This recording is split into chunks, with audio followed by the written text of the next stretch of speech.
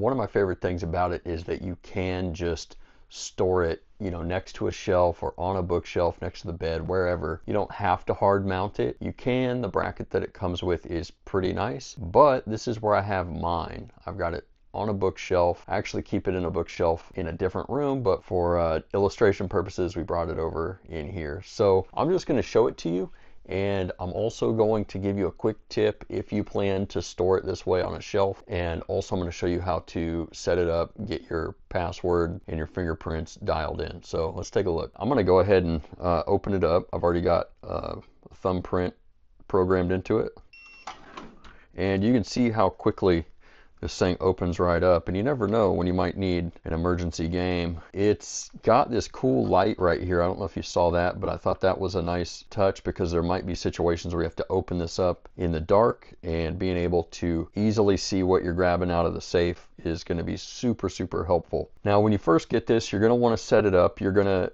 need to do two things. You're going to want to grab the keys and open it up. And after you do that, there is a button up here. It's real small, maybe just a couple millimeters in diameter, just a couple inches back on the left side. Push that button, and that is going to give you the option to start setting codes. Once you push it and it beeps like that, you can push the number 1, and that will allow you to put your 6-digit code in. So let me do that again. So I'm just going to do this. So for number 1, now that it's blinking, it's ready to go into programming. So I'm just going to do 1, 2, 3, 4, 1, 2. Once it goes green, you know that it's stored the code and you're all set. Now, when you are ready to do your fingerprints, you're going to push that button. It's going to blink, and then you're going to push number 3. Okay, so now it's ready. The little pad lights up and it's ready to go.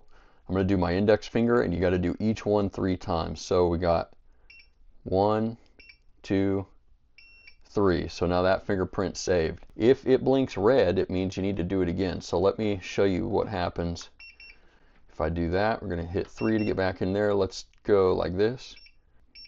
See how it blinked red? I'm going to have to redo it. I didn't put my finger all the way down. So 2, 3. Now that fingerprint is stored.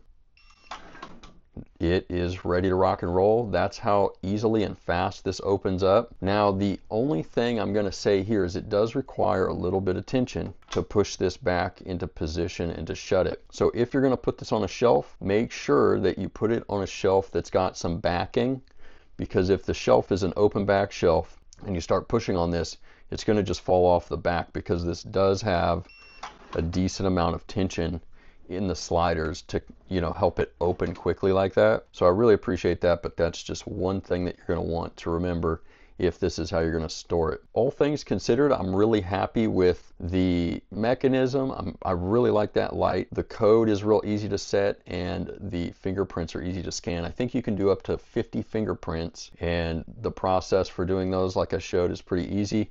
One thing I want to remind you though, I want to caution you to be careful when you are going into your programming mode. Do not push the settings button down here and then push number 2. If you do that, it's going to erase all of your settings. But aside from that, this thing's ready to go. I really enjoy having this in the house, and I'm really shocked at how decent it actually is. I didn't think it was going to be this nice, but I'm super thrilled with it.